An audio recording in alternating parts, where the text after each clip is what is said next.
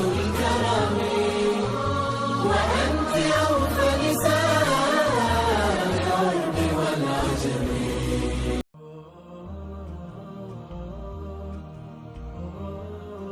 حضرت سعید بن زید رضی اللہ تعالی عنہ. حضرت سعید بن زید رضی اللہ تعالی عنہ کا شمار ان 10 عظیم المرتبت صحابہ میں ہوتا ہے جن کو سرور عالم صلی اللہ علیہ وسلم نے خاص طور پر نام لے کر جنت کی بشارت دی تھی. یہ اصحاب عشرہ مبشرہ کے عظیم الشان لقب سے مشہور ہوئے. مشہور تابعی حضرت سعید بن مسیب رحمۃ اللہ علیہ سے روایت ہے کہ حضرت سعید بن زید رضی اللہ تعالیٰ عنہ ان صحابہ میں سے تھے جو صف قتال میں رسول اکرم صلی اللہ علیہ وسلم کے آگے اور صف نماز میں رسول اکرم صلی اللہ علیہ وسلم کے پیچھے پیچھے قریب تر رہا کرتے تھے. حضرت سعید بن زید رضی اللہ تعالیٰ عنہ کی سیرت کے واقعات کا آغاز کرنے سے پہلے میں ان کے والد زید کی سیرت کے کچھ واقعات رکھوں، پھر انشاءاللہ ہم سعید بن زید رضی اللہ تعالیٰ عنہ کی سیرت کا مطالعہ کریں گے. رحمت عالم صلی اللہ علیہ وسلم کی بعثت سے پہلے سارا جزیرہ نمائے عرب کفر و شرک کا ظلمت کدا تھا، لیکن بعض قبائل میں چند ایسے افراد بھی مل جاتے تھے جو شرک اور جاہلی رسوم سے سخت متنفر تھے. وہ صدق دل سے توحید کے قائل تھے اور دین ابراہیمی کی پیروی کرنا چاہتے تھے. ایسے ہی سعید الفطرت لوگوں میں ایک صاحب زید تھے. ان کا تعلق قریش کے نامور قبیلہ بنو عدی سے تھا. وہ عمرو بن نفیل کے فرزند اور حضرت عمر فاروق رضی اللہ تعالیٰ عنہ کے چچازاد بھائی تھے. زید عقیدہ توحید میں بہت سخت تھے. ان کو نہ صرف بت پرستی اور شرک سے اجتناب تھا بلکہ وہ بتوں پر کی ہوئی قربانی، مردار اور خون کو بھی حرام سمجھتے تھے. بعض سیرت نگاروں نے لکھا ہے کہ زید شعر و شاعری بھی کرتے تھے اور اپنے اشعار میں کفر و شرک کی علانیہ مذمت کرتے تھے. چنانچہ بت پرستی کی مذمت میں یہ شعر انہی سے منسوب ہے جس کا خلاصہ یوں ہے: میں نہ عزا پر ایمان رکھتا ہوں، نہ اس کی بیٹیوں اور نہ بنی تسم کے بتوں پر. جب خدائی کے کام تقسیم ہو گئے تو میں ایک اللہ پر ایمان لاؤں یا 1000 خداؤں پر. اسی طرح اللہ تعالیٰ کی وحدانیت اور کبریائی کے بارے میں بھی انہوں نے بہت سے شعر کہے، جن میں سے کچھ کا خلاصہ یہ ہے: میں نے لات و عزا سب کو چھوڑ دیا، اور عقلمند آدمی ایسا ہی کرتا ہے. بت پرستی اور رسوم جاہلیت کی علانیہ مذمت کرنا اور لوگوں کو دین ابراہیمی کی طرف بلانا ایسے کام نہ تھے کہ قریش انہیں ٹھنڈے پیٹوں برداشت کر لیتے. وہ زید کے سخت دشمن ہو گئے اور ان کی ایذا رسانی پر کمر باندھ لی. اس معاملے میں ان کے چچا حضرت عمر رضی اللہ تعالیٰ عنہ کے والد خطاب سب سے زیادہ سرگرم تھے. انہوں نے زید کو اس قدر ستایا کہ وہ تنگ آ کر مکے سے نکل گئے اور دوسری جگہ منتقل ہو گئے. تاہم کبھی کبھی چھپ چھپا کر کعبے کی زیارت کے لیے مکہ آیا جایا کرتے تھے. نزول وحی سے چند سال پہلے ایک مرتبہ رحمت عالم صلی اللہ علیہ وسلم اور زید کی وادی بلدہ میں ملاقات ہوئی تھی. اس موقع پر رسول اکرم صلی اللہ علیہ وسلم کی طرح زید نے بھی بتوں پر چڑھایا ہوا ذبیحہ کھانے سے انکار کر دیا تھا. صحیح بخاری میں حضرت عبداللہ بن عمر رضی اللہ تعالیٰ عنہ سے روایت ہے، رسول اکرم صلی اللہ علیہ وسلم بلدہ کے ایک مقام پر زید بن عمرو بن نفیل سے ملے. یہ وہ زمانہ تھا جب آپ صلی اللہ علیہ وسلم پر ابھی وحی نہیں آئی تھی. آپ صلی اللہ علیہ وسلم کے سامنے دسترخوان بچھایا گیا جس پر بتوں کے نام پر ذبح کیا گیا گوشت بھی تھا. آپ صلی اللہ علیہ وسلم نے کھانے سے انکار کر دیا. پھر زید نے بھی کھانے سے انکار کر دیا اور کہا، میں بتوں کے نام پر ذبح کیا ہوا جانور نہیں کھاتا، میں وہی کھاتا ہوں جس پر اللہ کا نام لیا جائے. زید بن عمرو قریش کے ذبیحوں کو برا جانتے تھے اور کہتے تھے، بکری کو خدا نے پیدا کیا ہے اور اسی نے اس کے لیے آسمان سے پانی برسایا اور زمین میں سے اس کے لیے سبزہ اگایا، پھر تم اس کا انکار کر کے اس کو غیر اللہ کے نام پر ذبح کرتے ہو اور اس غیر اللہ کی تعظیم کرتے ہو. زمانے جاہلیت میں عرب اپنی ننھی ننھی بچیوں کو زندہ دفنے کا ظالمانہ رواج عام تھا. زید کو اس لرزہ خیز ظلم سے شدید نفرت تھی. ان کو جب کسی شقی القلب باپ کے ارادے کا علم ہوتا تو وہ فوراً اس کے پاس جاتے اور لڑکی کو اپنی سرپرستی میں لے لیتے. اس طرح انہوں نے 20 معصوم بچیوں کی جانیں بچائیں اور ان کے جوان ہونے تک کفالت کرتے تھے۔ حضرت اسماء بنت ابو بکر صدیق رضی اللہ تعالیٰ عنہ سے روایت ہے کہ میں نے زید بن عمرو کو ان کے بڑھاپے میں دیکھا تو وہ کعبے کی دیوار سے سہارا لگائے کھڑے تھے اور کہہ رہے تھے، اے گروہ قریش، واللہ میرے سوا تم میں سے کوئی بھی دین ابراہیم پر قائم نہیں ہے۔ جب کوئی شخص اپنی لڑکی کو قتل کرنا چاہتا تھا تو وہ کہتے تھے، قتل مت کر، میں اس کا بار اٹھاؤں گا۔ یہ کہہ کر اس ننھی سی جان کو وہ لے جاتے تھے۔ جب جوان ہو جاتی تھی تو اس کے باپ سے کہتے تھے کہ اگر تم چاہو تو اس کو لے جا سکتے ہو، ورنہ میرے پاس یہ رہنے دو، میں اس کے اخراجات برداشت کروں گا۔ زید نے دین ابراہیمی کی تلاش میں شام تک کا سفر کیا اور وہاں کے یہودی اور نصرانی علماء سے ملاقاتیں بھی کی، لیکن گوہر مقصود ہاتھ نہ آیا، کیونکہ ان لوگوں کے خیالات بھی مشرکین مکہ کے عقائد سے کچھ زیادہ مختلف نہ تھے۔ اس پر انہوں نے ہاتھ اٹھا کر کہا، الہی تو گواہ ہے کہ میں دین ابراہیمی پر ہوں۔ وہ یہ بھی کہا کرتے تھے، اے اللہ، اگر میں یہ جانتا کہ تیری عبادت کا کون سا طریقہ تجھے پسند ہے تو میں اسی طریقے سے عبادت کرتا۔ پھر وہ اپنی ہتھیلی پر سر رکھ کر سجدہ کرتے۔ افسوس، سرور عالم صلی اللہ علیہ وسلم کی بعثت سے 5 سال قبل ہی کسی نے زید کو قتل کر ڈالا۔ ابن حشام کا بیان ہے کہ ورقہ بن نوفل نے ان کے واقع قتل پر ایک دردناک مرثیہ کہا۔ مشہور تابعی حضرت سعید بن مسیب رحمۃ اللہ علیہ سے روایت ہے کہ ایک مرتبہ حضرت عمر رضی اللہ تعالیٰ عنہ زید کے فرزند کے ساتھ بارگاہ نبوت میں حاضر ہوئے اور حضور اکرم صلی اللہ علیہ وسلم سے یوں گویا ہوئے، یا رسول اللہ، زید کے خیالات کا آپ کو علم ہے، کیا ہم ان کے لیے دعائے مغفرت کر سکتے ہیں؟ آپ صلی اللہ علیہ وسلم نے فرمایا، اللہ تعالیٰ زید بن عمرو کی مغفرت فرمائے اور ان پر رحم کرے، ان کی وفات دین ابراہیمی پر ہوئی۔ ایک اور روایت میں زید کے بارے میں حضور اکرم صلی اللہ علیہ وسلم کا یہ ارشاد نقل کیا گیا ہے کہ وہ قیامت کے دن تنہا ایک امت کی حیثیت سے اٹھائے جائیں گے۔ زید بن عمرو نے بنو خزاعہ کی ایک خاتون فاطمہ سے شادی کی تھی، انہی کے بطن سے سعید بن زید رضی اللہ تعالیٰ عنہ پیدا ہوئے۔ سعید بن زید رضی اللہ تعالیٰ عنہ نے جب ہوش کی آنکھیں کھولی تو اپنے گھر میں ہمیشہ خدائے واحد اور دین ابراہیمی کا چرچا سنا۔ قیامت کے دن تنہا ایک امت کی حیثیت سے اٹھنے والے موحد باپ کی تربیت نے ان کے دل میں توحید سے گہرا لگاؤ پیدا کر دیا۔ چنانچہ سرور کائنات صلی اللہ علیہ وسلم نے بعثت کے بعد جو ہی دعوت حق کا آغاز فرمایا، سعید رضی اللہ تعالیٰ عنہ لپک کر آگے بڑھے اور دین حنیف میں داخل ہو گئے۔ ان سے پہلے صرف گنتی کے چند سلیم الفطرت اصحاب اسلام میں داخل ہوئے تھے۔ حضرت سعید رضی اللہ تعالیٰ عنہ کی زوجہ فاطمہ بنت خطاب تھیں، جو حضرت عمر فاروق رضی اللہ تعالیٰ عنہ کی بہن تھیں۔ اللہ تعالیٰ نے انہیں بھی فطرت صالحہ سے نوازا تھا، اپنے شوہر کے ساتھ ہی مشرف با اسلام ہو گئی، اور یوں دونوں میاں بیوی اللہ کے ان پاک باز بندوں میں شامل ہو گئے جنہیں حق تعالیٰ نے سابقون الاولون کا خطاب دے کر کھلے لفظوں میں جنت کی بشارت دی۔ بعض روایتوں میں ہے کہ حضرت سعید رضی اللہ تعالیٰ عنہ اور حضرت فاطمہ بنت خطاب رضی اللہ تعالیٰ عنہ سے پہلے صرف 26 آدمیوں نے ایمان لایا تھا۔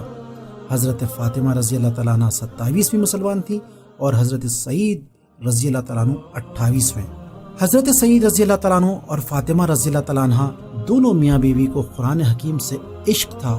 وہ کلام الہی کی تعلیم حاصل کرنے کے لیے حضرت خباب بن الارت رضی اللہ تعالیٰ عنہ کو وقتاً فوقتاً اپنے گھر بلایا کرتے تھے۔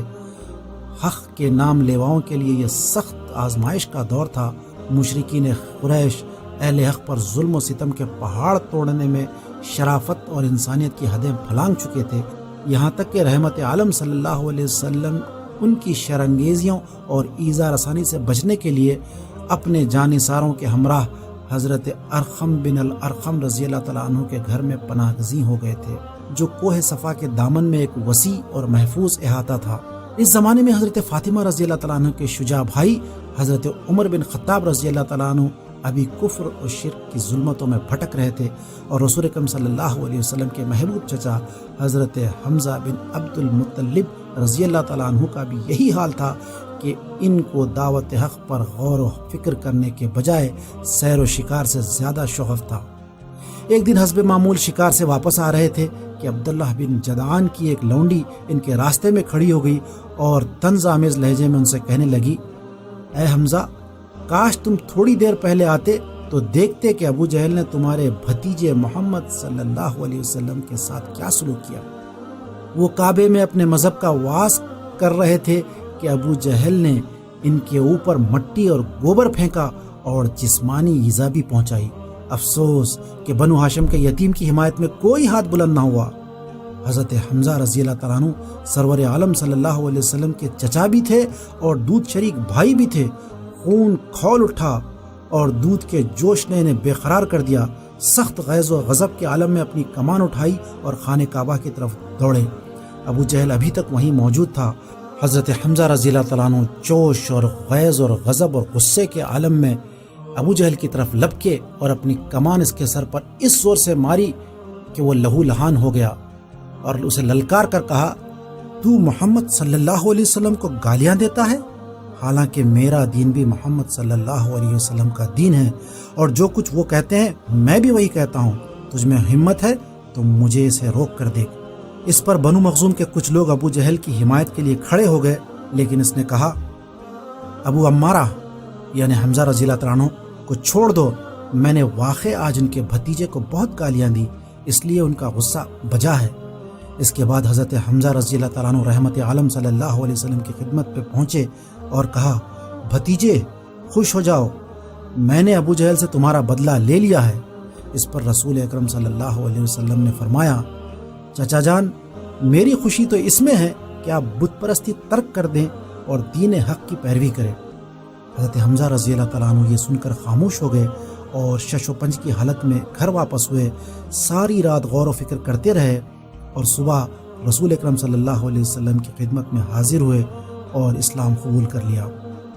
اور حضرت حمزہ رضی اللہ تعالیٰ عنہ کے قبول اسلام کی خبر مشرکین مکہ پر گویا بجلی بن کر گری، لیکن پرستاران حق بے حد خوش ہوئے۔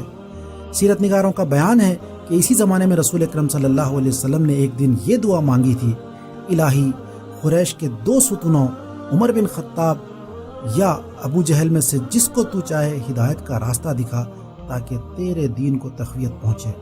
یہ دعا اللہ تعالیٰ نے بڑے عجیب رنگ میں قبول فرمائی۔ حضرت حمزہ رضی اللہ تعالیٰ عنہ کے مشرف و اسلام ہونے کے بعد ابو جہل نے طیش میں آ کر اعلان کیا کہ جو شخص محمد صلی اللہ علیہ وسلم کو قتل کر کے اس کا سر میرے پاس لائے گا اس کو 100 سرخ اونٹ یا 1000 اوقیہ چاندی انعام دوں گا۔ حضرت عمر بن خطاب رضی اللہ تعالیٰ عنہ رشتے میں ابو جہل کے بھانجے ہوتے تھے اور شجاعان قریش میں ان کا شمار ہوتا تھا۔ ابو جہل نے انہیں سخت اشتعال دلایا، یہاں تک کہ وہ تلوار کھینچ کر اٹھ کھڑے ہوئے اور کہا، اس کام کو میں انجام دوں گا۔ یہ کہہ کر شمشیر بدست حضرت ارقم رضی اللہ تعالیٰ عنہ کے گھر کی طرف روانہ ہوئے، جہاں پر آپ صلی اللہ علیہ وسلم تشریف فرما تھے۔ اتفاق سے راستے میں حضرت عمر رضی اللہ تعالیٰ عنہ کی ملاقات ان کے قبیلے کے ایک صاحب نعیم بن عبداللہ رضی اللہ تعالیٰ عنہ جو اسلام قبول کر چکے تھے ان سے ہوئی۔ حضرت عمر رضی اللہ تعالیٰ عنہ کے تیور دیکھ کر ان کا ماتھا ٹھنکا اور انہوں نے پوچھا، عمر کدھر کا ارادہ ہے؟ حضرت عمر رضی اللہ تعالیٰ عنہ نے فرمایا، بس آج اس شخص کا خاتمہ کرنا چاہتا ہوں جس نے قریش میں تفرقہ ڈال رکھا ہے، ہمارے معبودوں کو برا بھلا کہتا ہے اور ہمارے دین میں کیڑے نکالتا ہے۔ حضرت نعیم رضی اللہ تعالیٰ عنہ نے بڑی ہی بردباری سے کہا، عمر خدا کی قسم تمہارے نفس نے تم کو دھوکے میں ڈال دیا ہے، تم محمد صلی اللہ علیہ وسلم کو قتل کرنے میں کامیاب ہو گئے تو کیا اب بنو عبد مناف تمہیں زندہ چھوڑ دیں گے؟ حضرت عمر رضی اللہ تعالیٰ عنہ نے کہا، مجھے کسی کا خوف نہیں ہے اور مجھے معلوم ہوتا ہے تم بھی مسلمان ہو گئے ہو، کیوں نہ پہلے تمہارا ہی سر اڑا دوں۔ حضرت نعیم رضی اللہ تعالیٰ عنہ نے کہا، تم مجھ کو بعد میں قتل کرنا، پہلے اپنے گھر والوں کی تو خبر لو۔ حضرت عمر رضی اللہ تعالیٰ عنہ نے کہا، میرے کون سے گھر والے؟ حضرت نعیم رضی اللہ تعالیٰ عنہ نے کہا، تمہاری بہن فاطمہ رضی اللہ تعالیٰ عنہ اور بہنوئی سعید بن زید رضی اللہ تعالیٰ عنہ جو دونوں مسلمان ہو چکے ہیں ان کی تو خبر لو۔ اس وقت تک حضرت عمر رضی اللہ تعالیٰ عنہ کو اس بات کی خبر نہ تھی کہ ان کی بہن اور ان کے بہنوئی بھی اسلام قبول کر چکے ہیں۔ حضرت عمر رضی اللہ تعالیٰ عنہ کو نعیم کی باتیں سن کر بڑا سخت تاؤ آ گیا، سیدھے سعید بن زید رضی اللہ تعالیٰ عنہ کے گھر پہنچے۔ اس وقت حضرت خباب بن ارت رضی اللہ تعالیٰ عنہ بھی حضرت سعید رضی اللہ تعالیٰ عنہ کے گھر موجود تھے اور دروازہ اندر سے بند کر کے حضرت سعید رضی اللہ تعالیٰ عنہ اور فاطمہ رضی اللہ تعالیٰ عنہ کو قرآن حکیم کی تعلیم دے رہے تھے۔ حضرت عمر رضی اللہ تعالیٰ عنہ نے تلاوت قرآن کی آواز سنی تو ان کا غصہ اور بھڑک اٹھا، دروازے پر زور سے دستک دی تینوں پرستاران حق سمجھ گئے کہ یہ عمر ہیں۔ حضرت خباب رضی اللہ تعالیٰ عنہ تو گھر کے پچھلے حصے میں چھپ گئے اور حضرت فاطمہ رضی اللہ تعالیٰ عنہ نے کلام پاک کے اجزاء جلدی سے کہیں چھپا دیے اور دروازہ کھولا۔ حضرت عمر رضی اللہ تعالیٰ عنہ جو ہی گھر میں داخل ہوئے، انہوں نے پوچھا، یہ کیسی گنگناہٹ تھی جو ابھی میں نے سنی ہے؟ حضرت سعید رضی اللہ تعالیٰ عنہ اور حضرت فاطمہ رضی اللہ تعالیٰ عنہ نے کہا، نہیں، ہم نے تو کچھ نہیں سنا۔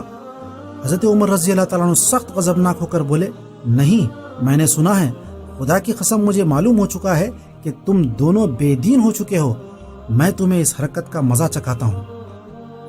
یہ کہہ کر وہ حضرت سعید رضی اللہ تعالیٰ عنہ کے لمبے لمبے بال پکڑ کر زمین پر دے مارا اور پھر بے تحاشا پیٹنا شروع کر دیا۔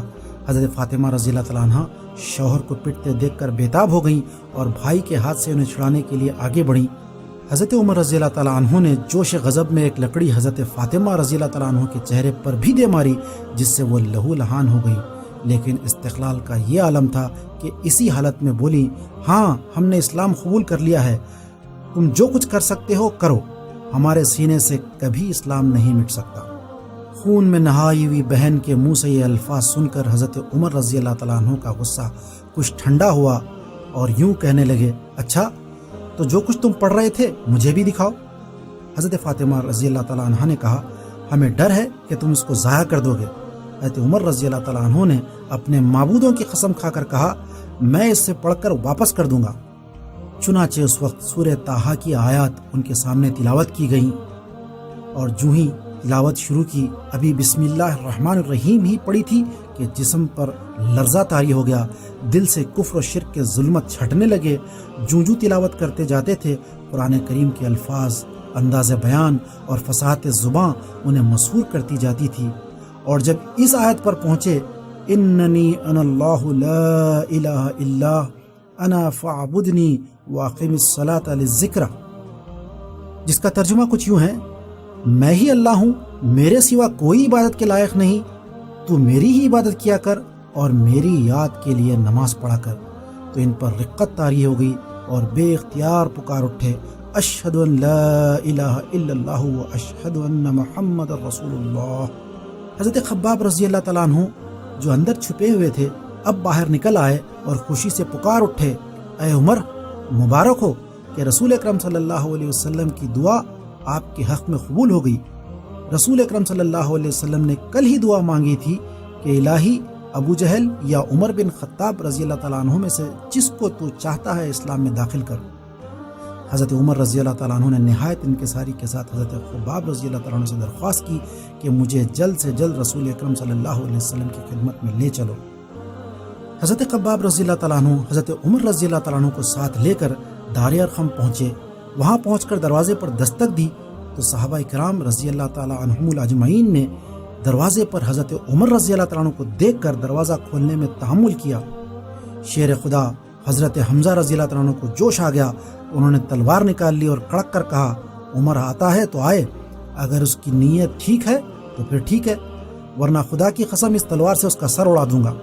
اس پر رحمت عالم صلی اللہ علیہ وسلم نے فرمایا، دروازہ کھول دو۔ دروازہ کھولنے پر حضرت عمر رضی اللہ تعالیٰ عنہ بے تابانہ اندر داخل ہوئے۔ حضرت خباب رضی اللہ تعالیٰ عنہ پیچھے رہ گئے تھے۔ حضور اکرم صلی اللہ علیہ وسلم نے پوچھا، عمر کس نیت سے آئے ہو؟ حضرت عمر رضی اللہ تعالیٰ عنہ جلال نبوت سے کپ کپا اٹھے، سر جھکا کر نہایت دھیمے لہجے میں کہا، اللہ اور اس کے رسول پر ایمان لانا چاہتا ہوں۔ یہ الفاظ سن کر صحابہ کرام رضی اللہ تعالیٰ عنہم الاجمعین خوشی سے بے خود ہو گئے۔ انہوں نے اس زور سے نعرہ تکبیر بلند کیا کہ مکے کی پہاڑیاں گونج اٹھیں۔ فاروق اعظم رضی اللہ تعالیٰ عنہ کے اسلام قبول کرنے میں حضرت سعید بن زید رضی اللہ تعالیٰ عنہ اور فاطمہ بنت خطاب رضی اللہ تعالیٰ عنہ کا بہت بڑا حصہ ہے۔ یہ ان کی استقامت اور اخلاص ہی کا نتیجہ تھا کہ بنو عدی کے مرد آہن کا دل بھی پگھل گیا اور وہ آنن فانن دشمنان حق کے صف سے نکل کر جانثاران اسلام کی صف میں آ گئے۔ رسول اکرم صلی اللہ علیہ وسلم نے صحابہ کرام کو مدینہ منورہ کی طرف ہجرت کرنے کا حکم دیا تو حضرت سعید رضی اللہ تعالیٰ عنہ مہاجرین اولین کے ساتھ مدینہ پہنچے اور حضرت ابو لبابہ انصاری رضی اللہ تعالیٰ عنہ کے گھر قیام کیا۔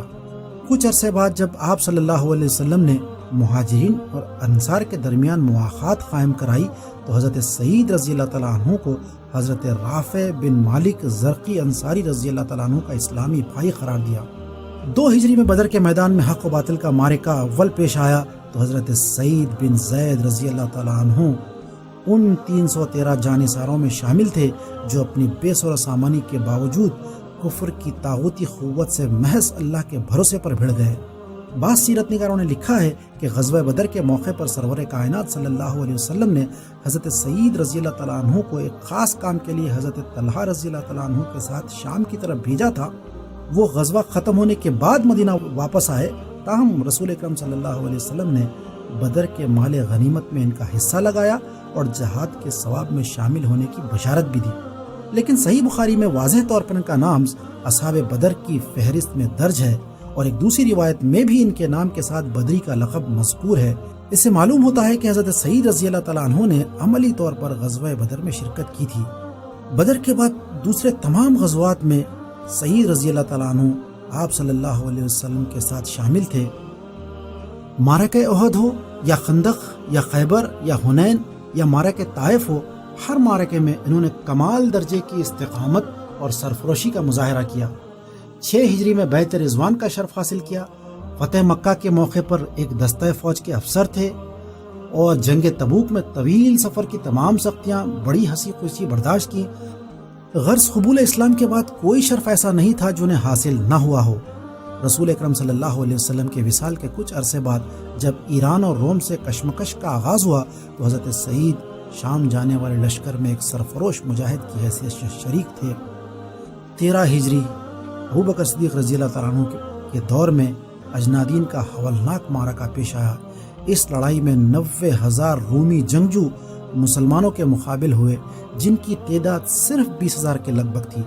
مسلمان جانباز، جن میں حضرت سعید رضی اللہ تعالیٰ عنہ بھی شامل تھے، سر سے کفن باندھ کر لڑے اور اپنی قوت ایمانی کے بل پر کثیر التعداد رومی لشکر کو عبرتناک شکست دی۔ اس کے بعد مسلمانوں نے دمشق کا رخ کیا۔ اس زمانے میں حضرت ابوبکر صدیق رضی اللہ تعالیٰ عنہ کی وفات ہو چکی تھی اور خلافت فاروقی کا آغاز ہو چکا تھا۔ اس وقت دمشق کا محاصرہ جاری تھا۔ اثناء محاصرہ میں ہرقل نے ایک بڑی فوج اہل دمشق کی مدد کے لیے روانہ کی۔ سپہ سالار اسلام حضرت خالد بن ولید رضی اللہ تعالیٰ عنہ کو اس فوج کی نقل و حرکت کی اطلاع ملی تو انہوں نے اپنی فوج کے ایک حصے کو محاصرے پر چھوڑا اور باقی افواج کے ساتھ دمشق سے ایک منزل دور رومیوں کی امدادی فوج کے مقابل ہوئے۔ اسلامی لشکر کی صف بندی کرتے وقت انہوں نے حضرت سعید رضی اللہ تعالیٰ عنہ کو رسالے کا افسر مقرر کیا۔ رومی لشکر نے حملہ کیا تو سب سے پہلے مسلمانوں کا رسالہ اس کی زد میں آیا۔ حضرت سعید نے بڑی جرت اور استقامت کے ساتھ رومیوں کے حملے کو روکا۔ اس اثناء میں حضرت خالد رضی اللہ تعالیٰ عنہ نے رومیوں کے میسرہ اور حضرت معاذ بن جبل رضی اللہ تعالیٰ عنہ نے میمونہ پر اس زور سے حملہ کیا کہ دشمن کے قدم اکھڑ گئے اور اسلامی رسالہ ان کے دباؤ سے آزاد ہو گیا۔ اس وقت حضرت سعید رضی اللہ تعالیٰ عنہ رومیوں پر اس طرح ٹوٹ کر گرے کہ ان کی تمام صفیں درہم برہم ہو گئی اور وہ اپنے سینکڑوں آدمی کٹوا کر بھاگ کھڑے ہوئے۔ یہ لڑائی یوم مرج السفر کے نام سے بھی مشہور ہے۔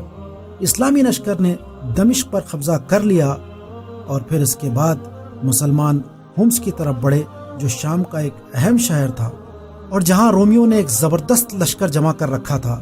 اس وقت شام کا ایک نامی جنگجو جس کا نام مریس تھا ہومس کا حاکم تھا۔ اس نے پہلے تو شہر سے باہر نکل کر مسلمانوں کا مقابلہ کیا، لیکن جب ایک خونریز لڑائی کے بعد مسلمانوں نے اسے شکست دی تو وہ قلعہ بند ہونے پر مجبور ہو گیا۔ مسلمانوں نے قلعے کا محاصرہ کر لیا اور اس کو فتح کرنے کے لیے بار بار حملے کیے، لیکن اہل ہومس نے سخت مزاحمت کی اور مسلمانوں کو پیچھے ہٹا دیا۔ بالآخر مسلمانوں نے ایک جنگی منصوبہ بنایا اور اس کے مطابق تھوڑے سے سوار اور معمولی سامان پیچھے چھوڑ کر سارا لشکر دمشق کا محاصرہ اٹھا کر ایک منزل دور چلا گیا۔ حاکم ہومس مریس نے سمجھا کہ مسلمان بددل اور مایوس ہو کر پسپا ہو گئے ہیں، چنانچہ وہ اپنی فوج ساتھ لے کر قلعے سے باہر آیا اور مسلمانوں کے لشکر پر حملہ کر دیا۔ مسلمان سواروں نے معمولی مقابلہ کیا اور ایک منصوبے کے تحت پیچھے پیچھے ہٹنا شروع کر دیا۔ رومیوں کے دل بڑھ گئے اور انہوں نے تیزی سے مسلمانوں کا پیچھا کیا۔ اس طرح مسلمانوں کی چال کامیاب ہو گئی۔ بڑی اسلامی فوج نے دمشق سے کافی دور خفیہ مورچے قائم کر لیے تھے۔ جو ہی رومی لشکر اس کی زد میں آیا، مجاہدین اسلام ان پر ٹوٹ پڑے۔ رومی جان توڑ کر لڑے، لیکن جب حضرت سعید رضی اللہ تعالیٰ عنہ نے ان کے سردار مریض کا کام تمام کر دیا تو وہ سر پر پاؤں رکھ کر بھاگ نکلے۔ مسلمان اب طوفان کی طرح حمص کی طرف بڑھے۔ اہل حمص کو اپنا انجام صاف نظر آ رہا تھا۔ انہوں نے فوراً مسلمانوں کی اطاعت کا اعلان کر دیا اور شہر کے دروازے کھول دیے۔ حمص کی فتح کے بعد یرموک کی خونریز جنگ پیش آئی، جس نے شام کی قسمت کا بڑی حد تک فیصلہ کر دیا۔ اس لڑائی میں حضرت سعید رضی اللہ تعالیٰ عنہ پیدل فوج کے افسر تھے۔ وہ ایسی بہادری سے لڑے کہ جہاد کا حق ادا کر دیا۔ علامہ شبلی رحمۃ اللہ علیہ نے الفاروق میں لکھا ہے کہ اثناء جنگ میں رومیوں نے مسلمانوں کے میسرہ پر حملہ کیا۔ چونکہ اس حصے میں اکثر لخم اور غسان کے قبائل موجود تھے جن کے دلوں میں رومیوں کا رعب سمایا ہوا تھا، اس لیے پہلے ہی حملے میں مسلمانوں کے پاؤں اکھڑ گئے، لیکن ان کے افسر جمے رہے۔ انہی میں حضرت سعید رضی اللہ تعالیٰ عنہ بھی موجود تھے۔ چنانچہ سعید رضی اللہ تعالیٰ عنہ غصے میں کھڑے ہوئے، رومی ان کی طرف بڑھے تو وہ شیر کی طرح جھپٹے اور مقدمہ کے افسر کو مار گرا دیا۔ حضرت سعید رضی اللہ تعالیٰ عنہ اور ان جیسے دوسرے مجاہدوں کی جانبازی کا یہ نتیجہ ہوا کہ رومیوں کا ٹڈی دل کو عبرتناک شکست ہوئی۔ اسی زمانے میں سپہ سالار اسلام حضرت ابو عبیدہ بن الجراح رضی اللہ تعالیٰ عنہ نے حضرت سعید رضی اللہ تعالیٰ عنہ کو دمشق کا حاکم مقرر کیا، لیکن ان کے دل میں شوق جہاد کے شعلے بھڑک رہے تھے۔ انہوں نے حضرت ابو عبیدہ رضی اللہ تعالیٰ عنہ کو لکھا کہ میں ایسا ایثار نہیں کر سکتا کہ آپ لوگ تو جہاد کریں اور میں اس سے محروم رہوں، لہٰذا یہ خط پہنچتے ہی میری جگہ کسی اور کو بھیج دیجیے۔ پھر دمشق کی امارت سے استعفیٰ دے کر میدان جہاد میں پہنچ گئے۔ جب تک شام مکمل طور پر فتح نہ ہو گیا وہ برابر جہاد فی سبیل اللہ میں مشغول رہے۔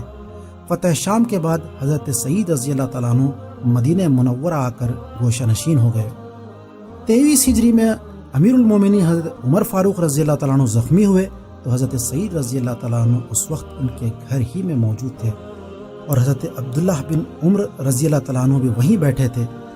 حضرت عمر رضی اللہ تعالیٰ عنہ نے جو حضرت عبداللہ بن عباس رضی اللہ تعالیٰ عنہ سے ٹیک لگائے ہوئے تھے فرمایا، دیکھو میں نے کلالہ کے متعلق کچھ نہیں کہا اور کسی کو اپنا جانشین نہیں بنایا، جو عرب اس وقت قید میں ہیں وہ سب آزاد ہیں۔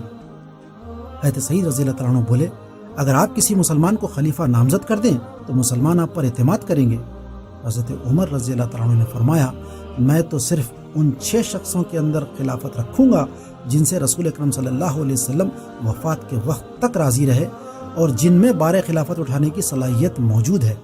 پھر فرمایا، اگر سالم مولا بن ابی حذیفہ رضی اللہ تعالیٰ عنہ یا ابو عبیدہ بن الجراح رضی اللہ تعالیٰ عنہ دونوں میں سے کوئی اس وقت موجود ہوتے تو میں انہیں میں سے کسی کو خلیفہ بنا کر مطمئن ہو جاتا۔ جن 6 اصحاب کو حضرت عمر رضی اللہ تعالیٰ عنہ نے خلافت کے قابل سمجھا ان کے نام یہ ہیں: حضرت عثمان رضی اللہ تعالیٰ عنہ، حضرت علی رضی اللہ تعالیٰ عنہ، حضرت زبیر رضی اللہ تعالیٰ عنہ، حضرت طلحہ رضی اللہ تعالیٰ عنہ، حضرت سعد بن ابی وقاص رضی اللہ تعالیٰ عنہ اور حضرت عبد الرحمن بن عوف رضی اللہ تعالیٰ عنہ۔ یہ سب عشر مبشرہ میں سے تھے۔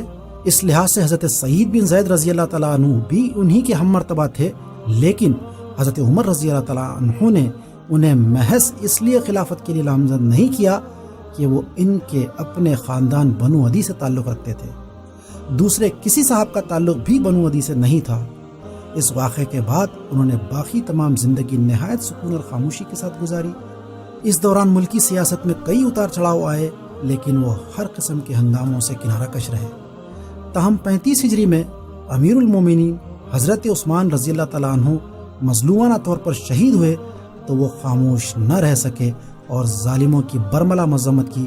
اس زمانے میں وہ کوفہ میں مقیم تھے اور اس واقعے کی خبر ہوئی تو انہوں نے کوفہ کی مسجد میں لوگوں سے خطاب کرتے ہوئے فرمایا، لوگو، خدا کی قسم تم نے حضرت عثمان رضی اللہ تعالیٰ عنہ کے ساتھ جو بدسلوکیاں کی اور جو زیادتیں کی ہیں، اگر ان کی وجہ سے کوہ احد پھٹ جائے تو اس کا پھٹ جانا بجا ہے۔